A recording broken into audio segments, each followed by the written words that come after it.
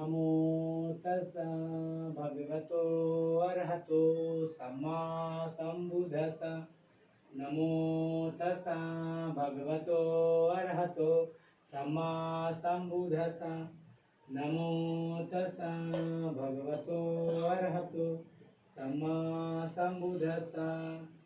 बुद्धं शरणं गच्छामि, धम्मं शरणं गच्छामि, संघं शरणं गच्छामि, द्वितीयाम्पि बुद्धं शरणं गच्छामि, द्वितीयाम्पि धम्मं शरणं गच्छामि, द्वितीयाम्पि संघं शरणं गच्छामि, तृतीयाम्पि बुद्धं शरणं गच्छामि, तृतीयाम्पि धम्मं शरणं गच्छामि, तृतीयाम्पि संघं शरणं गच्छामि। पानातिपाता वेरमणि सिक्खापदं समादयामि।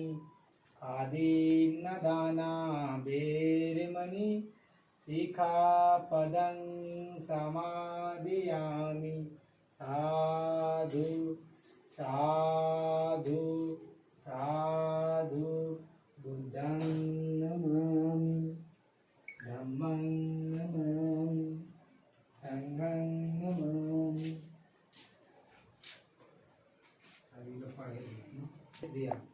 बुद्ध ने कहा, इस मार्ग के 8 अंग हैं।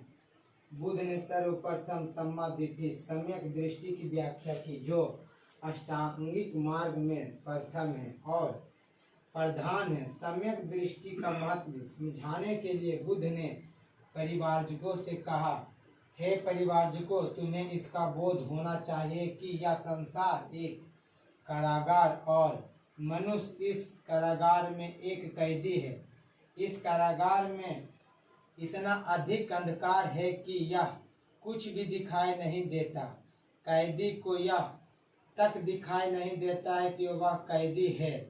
इतना ही नहीं, बहुत अधिक समय तक इस अंधेरी कोठरी में ही पड़े रहने के कारण मनुष्य एकदम अंधा हो गया है। बल्कि इसे इस बात में भी बड़ा संदेह हो गया है कि प्रकाश नाम की कोई चीज भी कभी हो सकती है। मन ही एक ऐसा साधन है जिसके माध्यम से मनुष्य को प्रकाश की प्राप्ति हो सकती है। लेकिन इन कारागार वासियों के दिमाग की भी अवस्था ऐसी नहीं है कि यह उद्देश्य पूरा हो सके। इनका दिमाग जरा सा प्रकाश मात्र आने देता है। इतना ही है कि जिनके पास आँख है वह यह देख सके कि अंधकार नाम की भी कोई वस्तु है।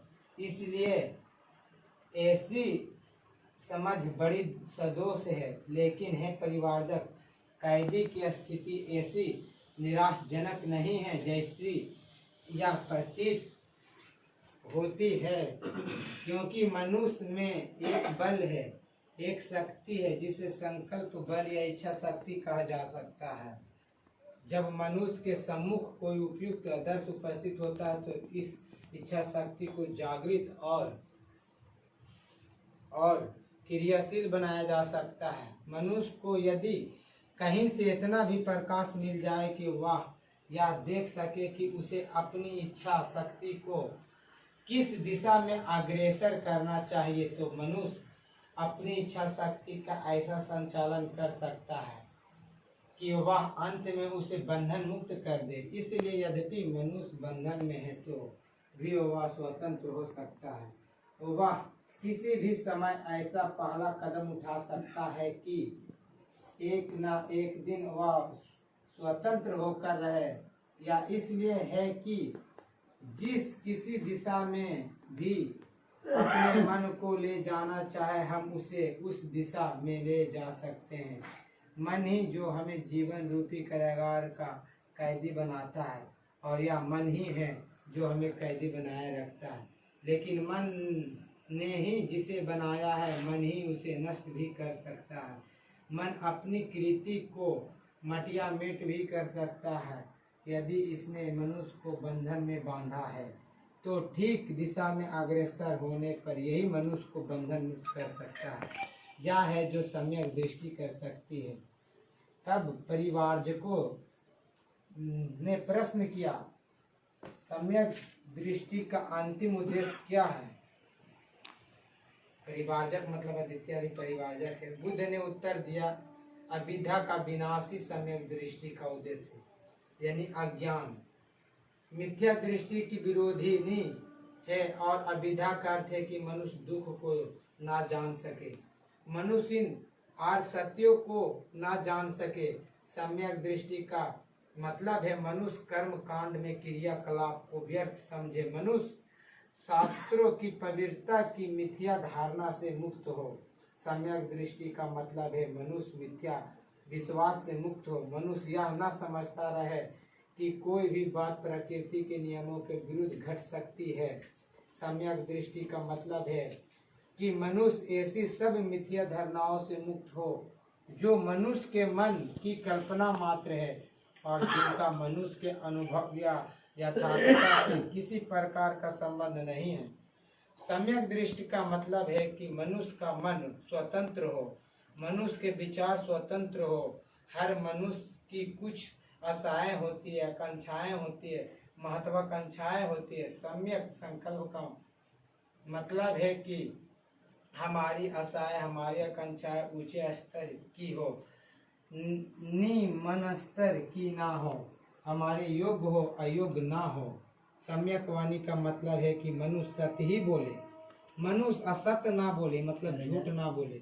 मनुष्य दूसरों की बुराई ना करे करता फिरे, मनुष्य दूसरों के बारे में झूठी बातें ना फैलाता फिरे, मनुष्य किसी के प्रति गाली गलौज व कठोर वचनों का व्यवहार ना करे, मनुष्य सभी के साथ विनम्र वाणी का व्यवहार करे, मनुष्य व्यर्थ की बेमतलब मूर्खतापूर्ण बातें ना करता रहे, बल्कि उसकी वाणी बुद्धि संगत हो, सार्थक हो और मनुष्य हो जैसा मैंने समझाया। सम्यक वाणी का व्यवहार न किसी से भय की अपेक्षा रखता है और न किसी के पक्षपात की। इससे कुछ भी संबंध नहीं होना चाहिए कि कोई बड़ा मनुष्य उसके बारे में क्या सोचने लगेगा अथवा सम्यक वाणी के व्यवहार से उसकी क्या हानि हो सकती है। सम्यक वाणी का मापदंड न किसी ऊपर के मनुष्य की आज्ञा है और न किसी व्यक्ति को हो सकने वाला व्यक्तिगत लाभ। सम्यक कर्मांत योग व्यवहार की शिक्षा देता है। हमारा हर कार्य ऐसा है जिसके करते समय दूसरों की भावनाओं और अधिकारों का ख्याल रखे। मनुष्य कर्मांत का मापदंड क्या है? सम्यक कर्मांत का मापदंड यही है कि हमारा कार्य जीवन के जो मुख्य नियम है उनसे अधिक से अधिक समन्वय रखता हो। जब किसी मनुष्य के कार्य इन नियमों से समन्वय रखता हो तो उन्हें हम सम्यक कर्म कह सकते हैं। प्रत्येक व्यक्ति को अपनी जीविका कमानी ही होती है, लेकिन जीविका कमाने के ढंग में अंतर है। कुछ बुरे हैं, कुछ भले हैं। बुरे ढंग वे हैं जिनसे किसी की हानि होती है, जैसे में शराब, पशु बलि, हत्या, मुर्गा, मछली सब आदि किसी के प्रति अन्याय होता है। अच्छे ढंग वे हैं जिनसे मनुष्य बिना किसी को हानि पहुंचाए अथवा बिना किसी के साथ अन्याय किए आजीविका कमा सकता है। यही सम्यक आजीविका है। सम्यक व्यायाम अविद्या को नष्ट करने के प्रयास की प्रथम सीढ़ी है। इस दुखद कारागार द्वारा तक पहुंचने का रास्ता ताकि उसे खोला जा सके। सम्यक व्यायाम के 4 उद्देश्य हैं। एक है अष्टांगिक मार्ग विरोधी चित्त प्रवृत्तियों की उत्पत्ति को रोकना। दूसरा है ऐसी चित्त प्रवृत्तियों की दबाना जो उत्पन्न हो गई है। तीसरा है ऐसी चित्त प्रवृत्तियों को उत्पन्न करना जो अष्टांगिक मार्ग की आवश्यकताओं की पूर्ति में सहायक हो। चौथा है ऐसी उत्पन्न चित्त प्रवृत्तियों में और भी अधिक वृद्धि करना तथा उनका विकास करना। सम्यक स्मृति का मतलब है हर बात पर ध्यान दे सकना। यह मन की सतत जागरूकता है। मन में जो अकुशल विचार उठते हैं उनकी चौकीदारी करना सम्यक स्मृति का ही एक दूसरा नाम है। हे परिवारजकों, जो मनुष्य सम्यक दृष्टि, सम्यक संकल्प, सम्यक वाणी, सम्यक कर्मांत, सम्यक आजीविका, सम्यक व्यायाम और सम्यक स्मृति को प्राप्त करना चाहता है, उसके मार्ग में 5 बाधाएं या बंधन आते हैं। ये हैं लोभ, द्वेष, आलस, विचिकित्सा तथा अनिश्चय। इन बाधाओं को जो वास्तव में कड़े बंधन ही हैं, जीत लेना या तोड़ना आवश्यक है। इन बंधनों से मुक्त होने का उपाय समाधि है। लेकिन परिवारजन को यह समझ लेना चाहिए कि समाधि और सम्यक समाधि एक ही बात नहीं, दोनों में बड़ा अंतर है। समाधि का मतलब है केवल चित्त की एकाग्रता। इसमें संदेह नहीं कि इससे वैसे ध्यानों को प्राप्त किया जा सकता है जिनके रहते ये 5 संयोजन या बंधन स्थगित रहते हैं, लेकिन ध्यान की ये अवस्थाएं अस्थायी है। इसीलिए संयोजन या बंधन भी अस्थायी तौर पर ही स्थगित रहते हैं। आवश्यकता है चित्त में अस्थायी परिवर्तन लाने की।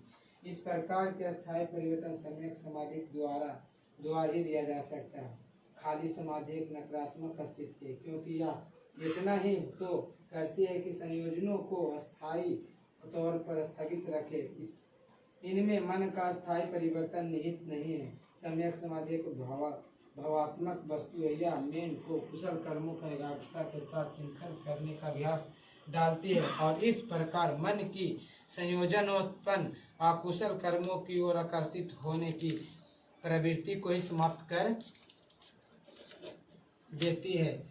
सम्यक समाधि मन को कुशल और संबंध कुशल भलाई सोचने की आदत डालते हैं। सम्यक समाधि मन को अपेक्षित शक्ति देते जिससे अधिक कल्याण हो सके। नमामि धम्मं नमामि संघं नमामि बुद्धं नमामि धम्मं नमामि संघं नमामि बुद्धं नमामि धम्मं नमामि संघं नमामि। देखो जो पढ़ाइए रिकॉर्डिंग का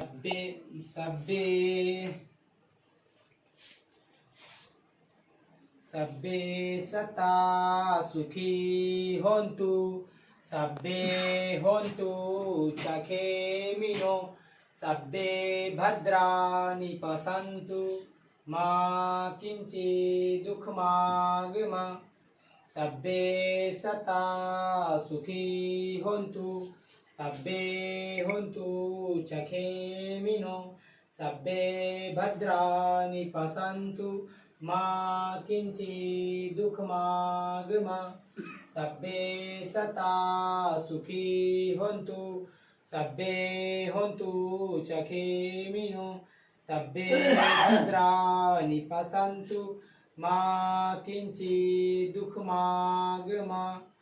साधु साधु साधु। बुद्धं नमामि धम्मं नमामि संघं नमामि।